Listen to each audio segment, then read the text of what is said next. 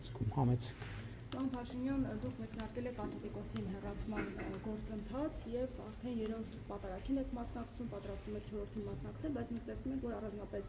մեծ բազմություն չի հավաքվում, միայն քաղաքացիական պայմանագրի պատգամավորներ, նախարարներ են միայն ներկա լինում, եւ հիմա 4-ն եք պատրաստում մասնակցել, կարող ենք ենթադրել, որ դուք միայնակ եք մնացել կաթողիկոսին հեռացման գործընթացում, դուք հանրային աջակցություն չունեք այս հարցում։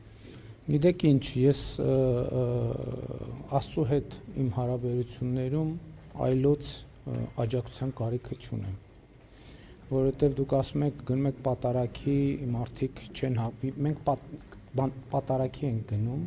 ես պատարագի եմ գնում, ես չեմ գնում հանրահավաքի։ Ես ում համար։ Ում համար, ձեզ համար է կարող է այդպես ստացվում, որ դպրոցի, գիտեք, հանրապետությունում քանի դպրոց կա։ Չէ, մի րոպե, հանրապետությունում կա հազարավոր դպրոցներ, չէ, ասինքն 1000 տնօրեն մասնակցում է դպրոցին, պատարագի։ Պատարագների ժամանակ չեն ծափահարում, բայց օրինակ Հովանավանքում ծափահարում են շատ։ Գիտեք ով է որոշում պատարագի ժամանակ ծափահարում են, թե չէ։ Պատարագին ծափահարում է, թե չէ, որոշում է պատարագի մասնակիցը։ Ես գնում եմ պատարագի եւ ուրախ եմ, որ գնում եմ պատարագի, որովհետեւ ինչպես ասել եմ, դա ուրախ եմ, որովհետեւ դրանով դա կարեւոր է ինձ համար, իմ եւ այդ թվում մեր քաղաքական թիմի այն հատվածի, ովքեր հավատում են Աստծուն, որովհետև ես ընդունում եմ, որ մարդիկ Հայաստանի Հանրապետությունում ունեն խղճի ազատություն,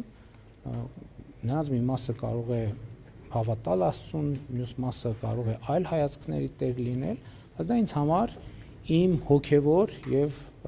բարոյական նորոգման ճանապարհ է եւ ուրախ եմ այն մարդկանց համար, ովքեր գալիս են։ Պարոն Փաշինյան, բայց դուք ասել եք, որ դուք աղոթքները շարունակելու եք նաև Մայր Աթոռում, այսինքն դուք նշել եք, որ սա մի գործընթաց է, որը տանում է կաթողիկոսին հեռացման, բայց հանրային պահանջ չեք տեսնում։ Դուք չեք տեսնում։ Որտեղ մարդկանց թիվը քիչ է։ Դուք ո՞ր լրատվամիջոցից եք։ 24-ին։ Դրա համար էլ չեք տեսնում։ Հենց դե ես դուք կիմանաք։ Շատ հա դուք եք դեր վերնագիրը, որ լարված իրավիճակ, այդ վերնագիրն է։ Լավ, վերջը։ Ես ուզում եմ ասել նաև, որ այս պատարագների շարքը շատ կարևոր է, որովհետև այո, ես այդ օրակարգը ձևակերպել եմ եւ բարձրաձայնել եմ եւ հետեւականորեն գնալու եմ այդ օրակարգով, բայց նաև սա կենթանի process է, որտեղ խոսակցություն է տեղի ունենում հանրության հետ, խոսակցություն է տեղի ունենում յուրաքանչյուրը ինքը իր հետ, խոսակցություն է տեղի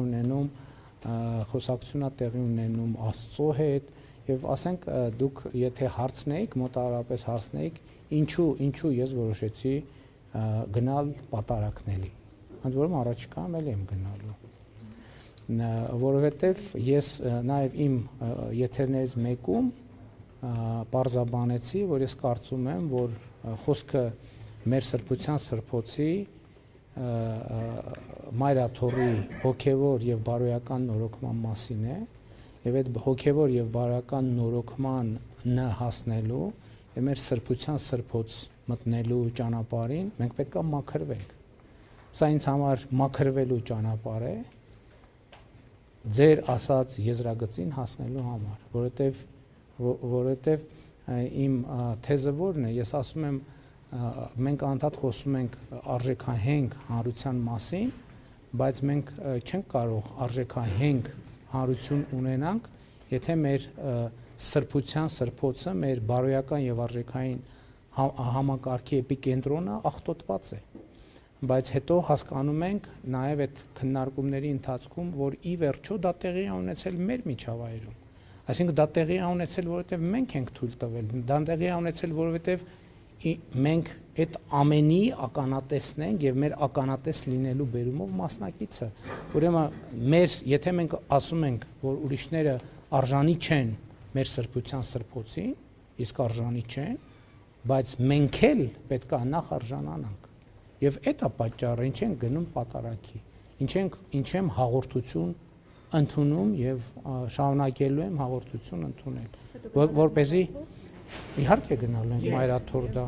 երբ որ բավարար չափով մաքրված կզգամ ինձ այն ժամանակ։ Խնդրեմ։ Պարոն Փաշինյան, 22 թվականի ձեր ելույթն նայում, ասացիք, որ Հայաստանում ադրբեջանական անկլավներ չկան, համենայն դեպս իրավական հիմքեր չեն հայտնաբերվել։ Հետո 23 թվականին արդեն Պրահայից հետո ասացիք, որ ճանաչում եք Ադրբեջանի տարածքային ամբողջականությունը, անկլավները ներառյալ, եւ այդ ժամանակ դեռ երկու այսպես սցենար առաջարկեցիք, կամ փոխանակում, կամ փաստացի վերահսկողության պահպանություն։ Հիմա դուք գրառում եք արել, որ պետք է վերադարձնենք Արցախաշենը եւ օկուպացված մյուս տարածքները։ Ինձ հետաքրքիր է բանակցային գործընթացում այս մասով արդյոք կա նորություն եւ արդյոք սցենարներից մեկի մասով կա համաձայնություն, որ դուք այդպիսի գրառում եք արել։ Ես այդպիսի գրառում արել եմ, որովհետեւ չեմ կարող այդպիսի գրառում չանել, որովհետեւ չի կարող Հայաստանի Հանրապետության որևէ ներկայացուցիչ, որևէ վարչապետ հրաժարվել Հայաստանի Հանրապետության ինքնիշխան տարածքի եւ այսինքն Հայաստանի Հանրապետության տարածքային ամբողջականությունը վերականգնելու օրակարգից եւ այդ գրառումը հաստատումն է ակնհայտի։ Ինչ վերաբերում է սցենարներին, սահմանազատման գործընթացի ճանապարհով մենք ասել ենք նաեւ, որ մենք արդեն իսկ մեր գրավոր ստանձնած պարտավորություններին հավատարիմ ենք եւ ուժային որևէ սցենար բացառում ենք ուղղակի։ Ինչ վերաբերում է սցենարներին, սահմանազատում պետք է տեղի ունենա եւ նախ սահմանազատման արդյունքում պետքա արձանագրվի, ինչ պետքա տեղի ունենա սահմանազատման արդյունքում։ Սահմանազատման արդյունքում պետք է վերաարձանագրվի Ալմատի հռչակագրի հիման վրա երկրների տարածքային ամբողջականության ուրվագիծը։ Երբ որ տարածքային ամբողջականության ուրվագիծը կվերականգնվի, այդ ժամանակ արդեն մնացած բոլոր կոմբինացիաները եւ կարձանագրվի, այդ ժամանակ արդեն բոլոր հնարավոր կոմբինացիաները եւ վարիացիաները կքննարկվեն։ Եվ ես ուզում եմ ասել, որտեվ էդ է շատ քննարկում, ես հիմա դա հասկանում եմ, որ օրինակ քննարկվում է, որ նույն Արցախաշենի դեպքում